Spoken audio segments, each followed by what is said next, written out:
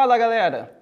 Agora nós vamos começar a trabalhar na unidade 2, onde o nosso foco é manipular os eventos que acontecem em uma página na interação com o usuário, ok? Mas antes da gente entrar a fundo nessa questão de eventos, nesse assunto do evento da unidade 2, vamos dar uma relembrada de tudo que a gente viu na unidade 1, para que a gente fique alinhado e aí a gente consiga evoluir a nossa aplicação? Na unidade 1, a gente viu o conceito principal, um dos conceitos principais, que é variáveis, né? Então a gente criou variáveis que são locais onde a gente armazena informações para que a gente possa manipular de alguma forma, fazer algum processamento com essas informações. Então nesse caso, a gente criou aqui, por enquanto, uma variável chamada produto, usou a palavra reservada let, para poder declarar essa variável, lembrando que a gente pode declarar a variável como var, como let e como const.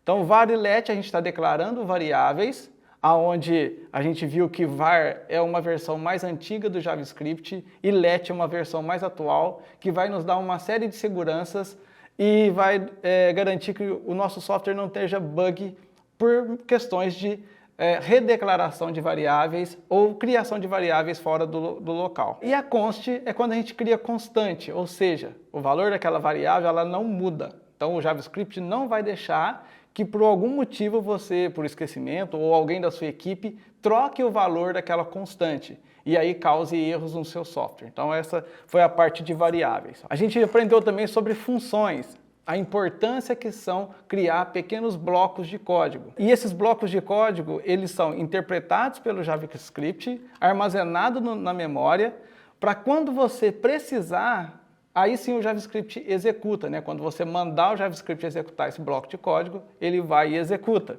Então, ou seja, criamos aqui uma função chamada exibe informação, aonde nesse ponto, o JavaScript apenas vai alocar esse bloco de código na memória e aí quando você precisar, você vai executar esse bloco de código. E aí, como que a gente executou esse bloco de código?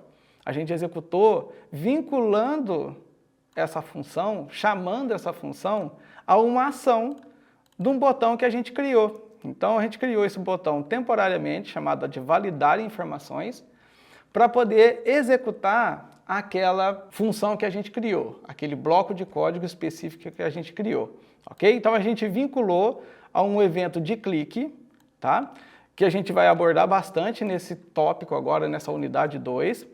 E aí quando a pessoa clicar no botão, né, validar informação, ele vai executar aquele bloco de código que você armazenou na memória, que é o exibe informação. Então agora, nesse ponto aqui, quando a pessoa clica no botão, ele invoca a função, ele executa aquele bloco de código que você programou dentro dessa função, tá? Durante essa unidade 2 também a gente vai falar muito sobre funções, outras formas de estar implementando funções, outras formas de utilização de funções, ok? Tem muita coisa bacana além de eventos para a gente ver também nessa unidade 2. Bom, e aí por final a gente conheceu a estrutura de decisão if, ou seja, é uma estrutura que decide que dependendo do valor que aquela variável armazena, ela toma um caminho, dependendo do valor ele toma outro caminho. Então aqui o que a gente está fazendo? A gente está validando. Então a gente captura a informação que o usuário digitou no campo nome do produto. Então, o que ele digitar aqui, a gente quer saber o seguinte, olha, ele digitou ou ele deixou em branco? Se eu acionar esse botão, se eu clicar sobre ele, ele vai verificar se esse campo está em branco e aí ele vai mostrar uma mensagem. Olha, o produto não foi informado, quer dizer que a pessoa tem que digitar. Se eu digitar aqui, por exemplo, Guaraná, no nome do produto, e clicar em validar, ele vai vir aqui no console. A gente usou bastante console e vai continuar usando. E mostra o conteúdo que a pessoa digitou, né, no campo nome do produto ou produto. E como que a gente captura essa informação? A gente usa a propriedade aqui, o objeto documento, que contém todo aquele documento HTML carregado na memória. Utilizamos a função getElementById. Que ele faz? Ele vai pegar um elemento. Ele pega esse elemento input inteirinho pelo ID dele. Qual é o ID que a gente colocou? Input produto, ok? Então ele pega esse elemento input todo e armazena dentro dessa variável. Uma vez que eu tenho todo aquele input, eu quero pegar o valor que a pessoa digitou. Então, eu pego a variável, que eu estou acessando o elemento input, ponto value, que é a variável dentro do input que armazena esse valor que foi digitado pelo usuário. E aí a gente verifica, olha, ele digitou alguma coisa? Então, ou seja, eu pego o valor que foi digitado, faço uma comparação, então lembrando que isso aqui é um operador de igualdade e esse daqui é um operador de atribuição. Então, apesar do igual, né, o símbolo ser um símbolo de igual, quando eu tenho um só, eu estou atribuindo, ou seja, eu estou armazenando um determinado valor dentro da variável, e quando eu tenho dois sinais de iguais, eu estou comparando um valor com o outro. Então, esse é o operador de comparação e esse é o operador de atribuição, ok? Então, aqui eu estou verificando, olha, se o cara digitou alguma coisa, ou seja, aquilo que o cara digitou é igual a um espacinho em branco que você simboliza com abre e fecha aspas, se for, quer dizer que ele não informou o campo, então você dispara um alerta, né, uma outra função de JavaScript que vai exibir esse textinho lá no cabeçalho quando o cara não informar nada. Se isso daqui for falso, ou seja, ele digitou algum valor, então ele não executa o alerta e ele vem aqui para a parte do else, que é o caminho alternativo, né?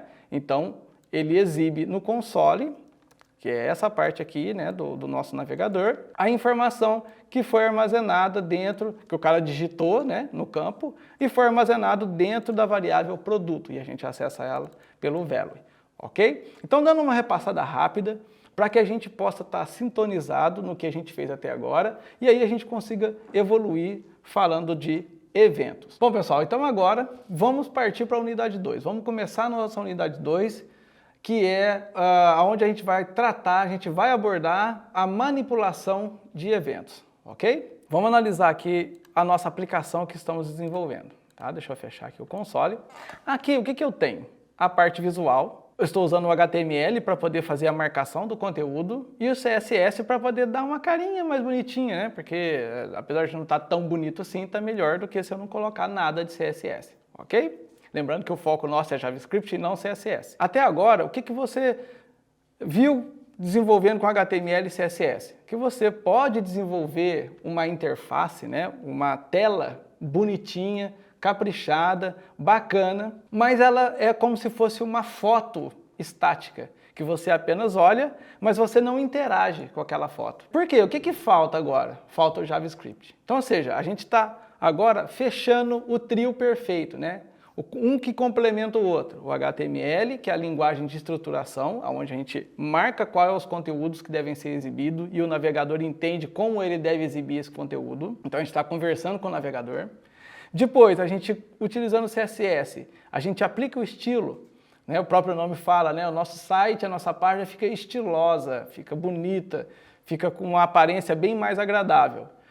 Tá? Mas até agora a gente está criando o visual. Agora a gente, com o JavaScript, começa a fazer a interatividade, ou seja, o nosso site conversa com as pessoas. Ele permite com que as pessoas interajam, manipulam, cliquem, mostrem eventos. Então, era a parte que faltava que a gente faz com o JavaScript. Tá? E essa interatividade, a maior parte delas acontece através dos eventos. E aí a gente manipula esse evento. Como a gente fala manipula esse evento, quer dizer que a gente não cria, ele já existe. Por exemplo, aqui eu tenho alguns botões. Eu tenho o botão de adicionar, eu tenho o botão de remover. Se eu clico sobre eles, o evento está acontecendo. Então eu não tenho que criar o evento ele já existe. Tá? O que eu tenho que fazer? Olha, quando esse evento acontecer, eu vou criar um bloco de código e vou vincular esse evento, eu vou manipular. Então, ou seja, quando a pessoa clicar nesse botão do X, eu quero que execute um bloco de código específico, que, por exemplo, vai remover essa Heineken que foi consumida da minha lista de produtos. Ok? Então, ou seja, os eventos já existem, a gente não cria. E aí a gente vai manipular. É como se a gente pegasse o evento e falasse assim, olha, executa esse código aqui. Ok? É isso que a gente vai fazer agora nessa unidade 2. E se você relembrar e pensar nessa revisão que a gente acabou de fazer, a gente já começou a falar de eventos na unidade 1, tá? Então, na unidade 1, lembra que a gente criou, né, já fez até uma revisão falando sobre isso, essa função, que é um bloco de código, ok? E a gente fala o seguinte, olha, quando o navegador lê esse código, ele vai armazenar esse bloco de código na memória, mas não está fazendo nada, ele só guarda lá. Para esse código ser executado, o que a gente fez? A gente vinculou esse código a um evento de clique que vai acontecer naquele botão validar informação. Então, ou seja, o evento já existe, onClick, né? Então, onClick, quando eu clicar. O que eu fiz? Eu apenas falei o seguinte, olha, quando esse evento acontecer, executa esse bloco de código para mim, beleza? Então, ele vai achar esse bloco de código na memória, que é esse if, né? Essa estrutura de decisão condicional, e vai executar, ou seja, validando o conteúdo que foi informado pelo usuário. Então, nós já começamos a trabalhar, a manipular o evento na unidade 1. Tá? Então, agora a gente vai entender como esses eventos acontecem. E aí, pessoal, eu posso trabalhar com o evento de duas maneiras. Da forma inline, que é essa forma que a gente trabalhou aqui, ó, onde eu tenho aqui a propriedade onClick, né, que está dentro da tag. Então, por isso que a gente chama inline, dentro da própria tag, do próprio elemento, a gente já manipula esse evento. Ou eu posso trabalhar na forma de arquivo externo, que é o que a gente está fazendo. Ó. Esse evento ele vai ser vinculado à função que eu quero aqui dentro do meu arquivo JavaScript. Então essa é outra forma da gente manipular eventos, ok? Que é a forma recomendada, né? Lembra, olha, a gente está separando as coisas. Dentro do HTML é linguagem de marcação.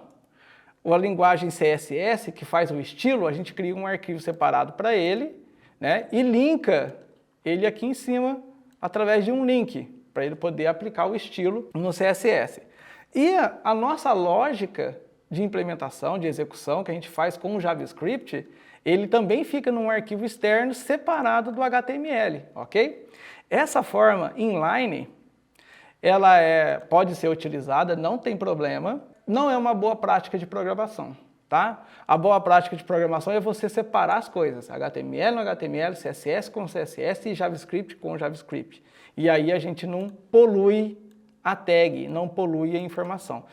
Sabe por quê que a gente separa tantas coisas? Porque o Google gosta de ter menos trabalho. Então, quanto mais coisa a gente põe numa linha dentro de uma tag, menos o Google gosta. Então, quando ele for procurar algum conteúdo que existir dentro do seu site, ele vai começar a ignorar o seu site se você começar a utilizar muito essas implementações inline. Então, por isso que a gente deixa tudo separadinho para facilitar a vida do Google. Ok? Então, essa foi uma introdução a eventos. Bora para o vídeo 2, que aí a gente vai falar muito mais e vai começar a trabalhar realmente com esse evento. Bora lá? Espero vocês lá.